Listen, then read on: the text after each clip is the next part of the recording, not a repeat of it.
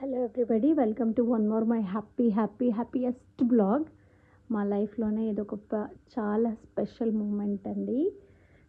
మాకు ఒక farm house కట్టాలని ఆలోచన వచ్చింది. ఎందుకంటే మేము ఫ్యాక్టరీ కదా, మనది మ్యానుఫ్యాక్చరింగ్ సెక్షన్ కాబట్టి అక్కడ కొంచెం ఇండస్ట్రియల్ క్లైమేట్ ఉంటుంది. కొంచెం నాయిసీగా కూడా ఉంటాయి. లూమ్స్ 300 లూమ్స్ ఉన్నాయి, హ్యాండ్ లూమ్స్ కూడా ఉన్నాయి, పవర్ లూమ్స్ కూడా ఉన్నాయి. సో నెంబర్ ఆఫ్ వర్కర్స్ ఉంటారు కాబట్టి కొంచెం పిల్లలు ఆడుకోవడానికి కూడా వీలుగా ఉండదు. అండ్ పక్కన నేబర్స్ కూడా అంతగా ఉండరు. మేము ఫస్ట్ ఫ్లోర్లో ఉంటాం, పెద్ద ఇల్లు కాబట్టి. So I decided some other place to refresh, చాలా పీస్ఫుల్గా కామ్గా ఉండేలాగా ఉండాలనుకున్నాము. సో మేము పిల్లలు పుట్టిన తర్వాత వాళ్ళకి ఇన్వెస్ట్మెంట్గా చెరొక ఫ్లాట్ అలా తీసుకున్నాము, కొంచెం అవుట్స్కట్స్లో.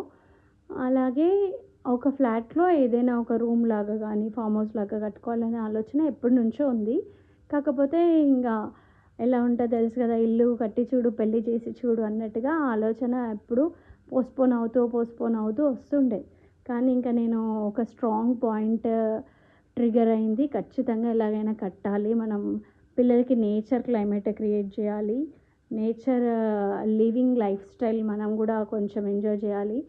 ఉన్నదే చిన్న లైఫ్, అందులో చాలా అడ్జస్ట్మెంట్స్, కొంచెం కూడా రిఫ్రెష్మెంట్ లేకపోతే ఎట్లా అని చాలా ఫోర్స్ చేసి, చాలా మోటివేట్ చేసి మా హస్బెండ్ని మొత్తానికి ఒప్పించాను.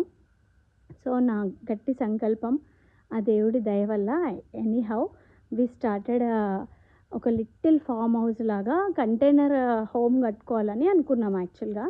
కానీ అది కాస్త ఒక పెద్ద blockbuster hit, nature loving farm house లాగా అయిపోయింది. బోల్డ్ అన్ని ప్లాన్స్ పెట్టుకున్నాము. ఎంతో అందంగా వచ్చింది అవుట్పుట్ అనేది. ఫస్ట్ మా వారిని ఒప్పించడానికి నేను మా ఒక ఫ్లాట్లో చాలా చెట్లు తెచ్చి పెట్టానన్నమాట, ఆయనకు తెలియకుండా. సో ఆయన ఉండి చెట్లు తెచ్చిపెట్ట బాగానే ఉంది, మరి వాటికి వాటర్ కావాలి కదా అని బోర్ వేశారు. ఆ చెట్ల కోసం బోర్ వేసిన తర్వాత బేస్మెంట్ తీసి కాంపౌండ్ వాల్ కట్టాము. తర్వాత ఒక కంటైనర్ హౌస్ లాగా కట్టుకుందామనే ఆలోచన ఒక చాలా అంటే చాలా బ్యూటిఫుల్ హోమ్గా మారిపోయింది. సో ఎప్పుడైనా నెక్స్ట్ వీడియోలో ఆ ఇల్లు కూడా మీతో షేర్ చేసుకుంటాను. Thank you so much for watching.